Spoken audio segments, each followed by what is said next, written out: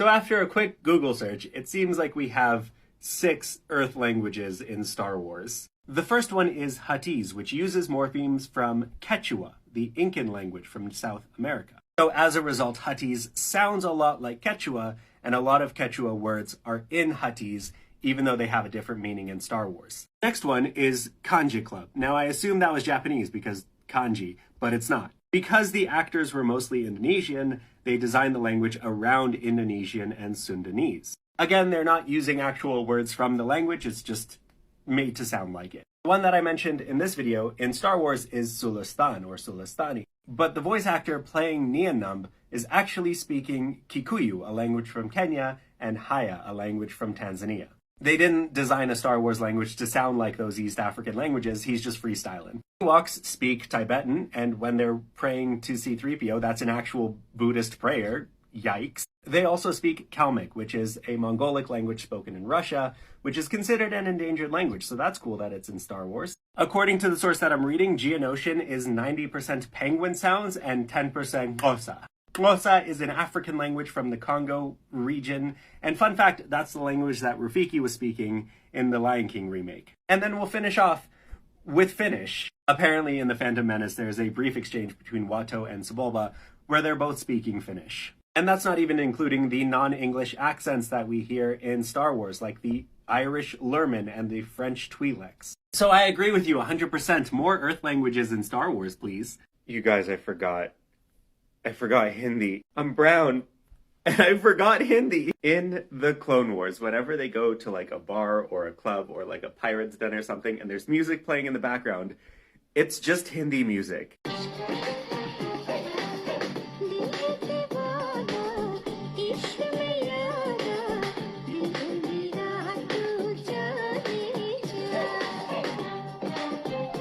And the thing is, they didn't like steal it from Bollywood or anything. It's an original song for Clone Wars. And they play it like every time they go to grab drinks with a bounty hunter. It's almost midnight. I've been listening to Hindi music for the last 12 hours, at work. And it just clicked that there is a Hindi language love song that plays multiple times throughout the Clone Wars. So I made this video a few days ago talking about the Hindi song that is in Clone Wars. And I said offhand that it is not stolen from Bollywood, but the more I listen to it, the more I think it's stolen from Bollywood. Guys, I think it's Doom. So for reference, this is the song from Clone Wars.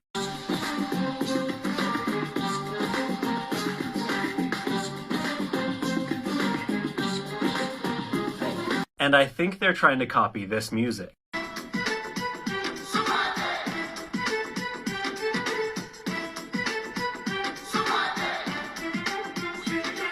And in the background of the Star Wars music, they are saying, Ishq, Ishq, Ishq, Ishq.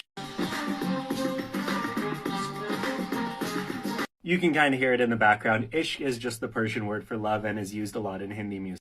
And then we go back to our Bollywood song.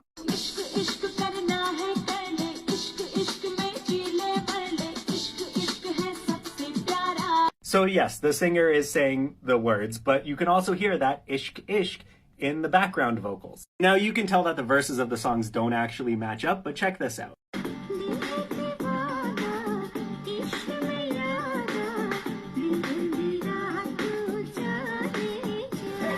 And check out this song from Doom 2.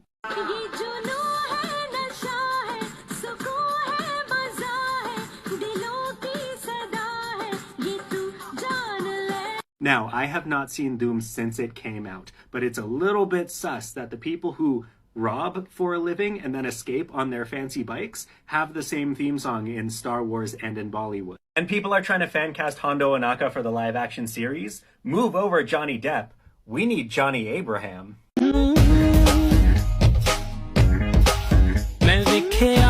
Until we get an official Bollywood Star Wars movie, I'm just gonna pretend that that was Cassian and Bix on the streets of Ferrix.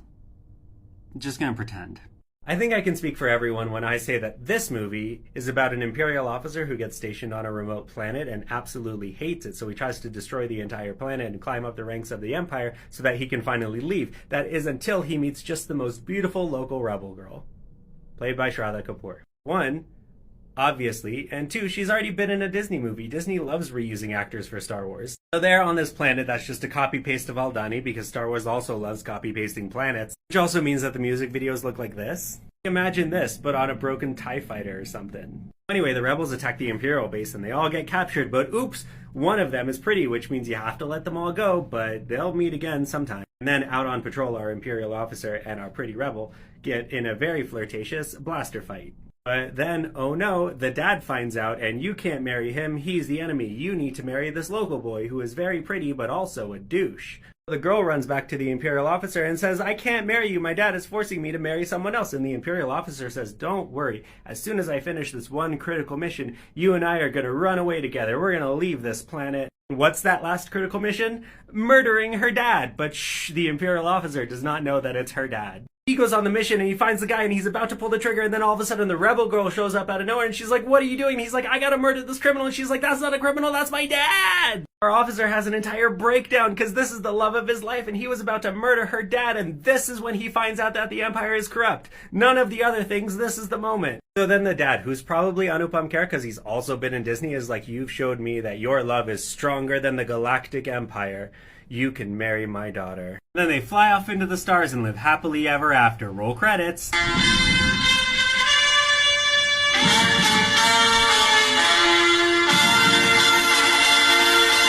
Music by A.R. Rahman.